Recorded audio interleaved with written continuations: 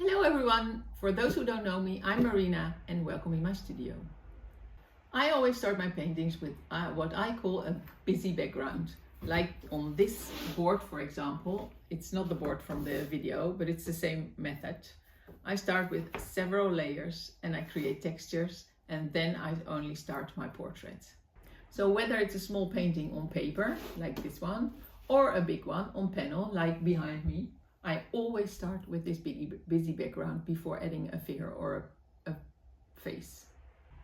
Don't forget to subscribe to my channel and hit the notification bell, because I will continue to post videos like this, and I will take it a bit further so to show you how I add the figure, for example.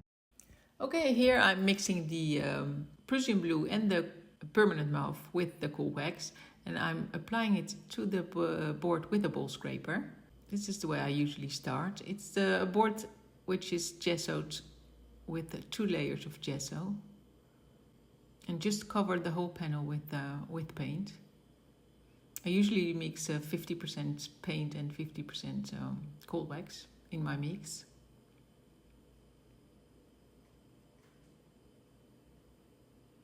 So now the fun part starts. We're starting to create textures. Here I'm starting to create a texture with a stencil. You can really use anything you want. Just look around in your house and see what you have for as a texture, what you can use as a texture tools. Here I'm using a paper dolly, silicone oil brush. With the bowl scraper you can make some textures as well.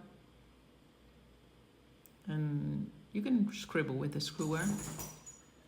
So now we have to let it dry. That's the disadvantage of painting with coldwax and coldwax medium. This layer is a cool layer because I'm planning to do a last warm layer. The cool layer is the layers with in blues and greens. You already see the texture shining through from the last layer. So just play with colors, add some textures in this layer. Don't worry about the outcome.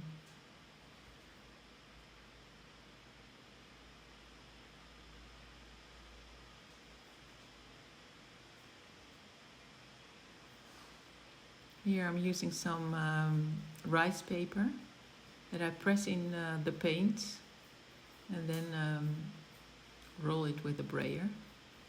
You get beautiful lines like this. You can use different kind of papers. If you use thicker paper, you will have thicker lines. Look at how beautiful this is.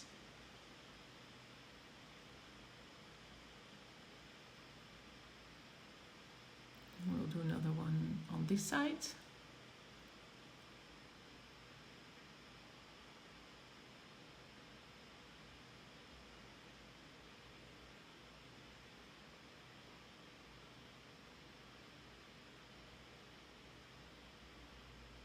Oh yeah, like I said, you can press anything in your paint.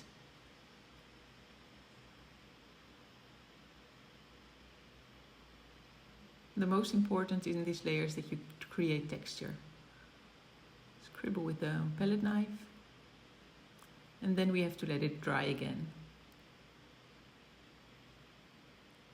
So in this last layer I'm going to use warm colors like the Queen Red, the Chinese Orange, Raw Sienna and a bit of burnt umber. And I'm looking always at the color wheel, you know, these are the warm colors on the one side and the cool colors on the other side. So now I'm going to mix my colors. I almost always mix my colors with a bit of white, a bit of titanium buff, and either with black or with burnt umber. And of course I mix my coldwax in my mix.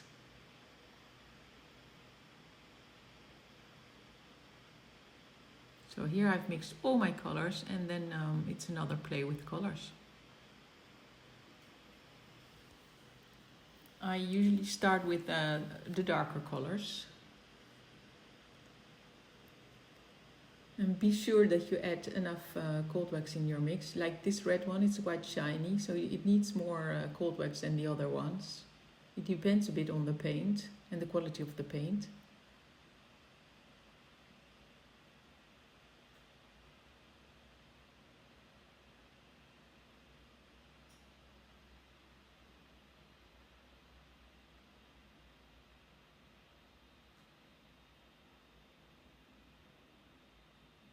So in these layers you don't have to think about the subject at all. Just play with colors, add textures, and like I always say, love your layers. So only stop when you're happy about your layer.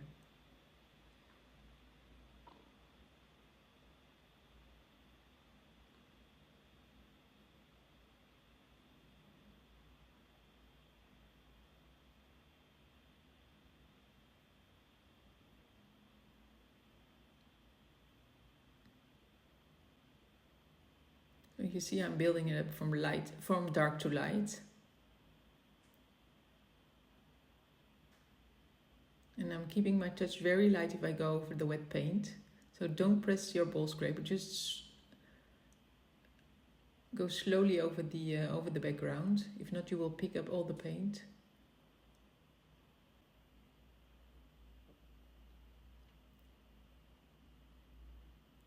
And it's very, very important to know if your colors are transparent or opaque. So don't forget to check out my video on the transparency and opacity of your paints. I absolutely love this color combination. It's beautiful.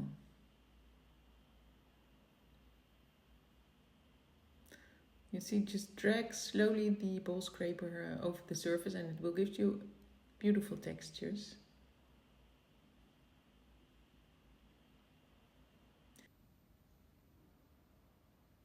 And it also needs some darks. So I'm adding some dark with the burnt umber.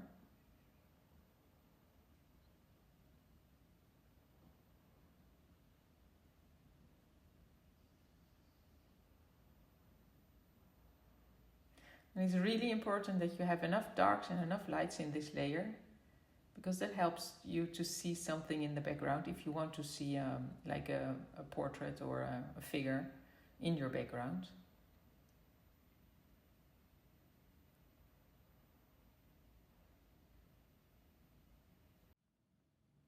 So continue to add paint to create textures. But there's a moment that it's getting too wet and the colors are mixing too much, so then you have to stop and let it dry. It usually dries overnight, but it depends a bit on the humidity of your studio and the paint you used and how thick your layers are. But I usually can work on it the next day.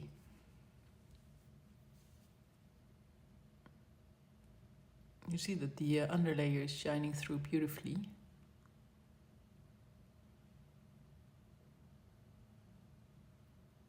But I think I have to let it dry here.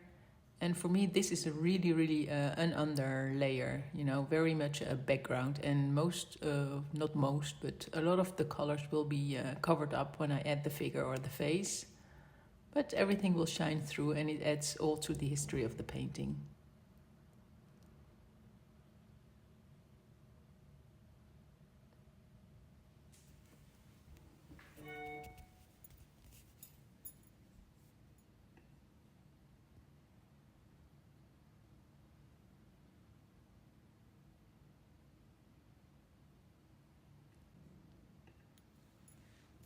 Here I'm using a RNF oil stick, but it's a bit too wet.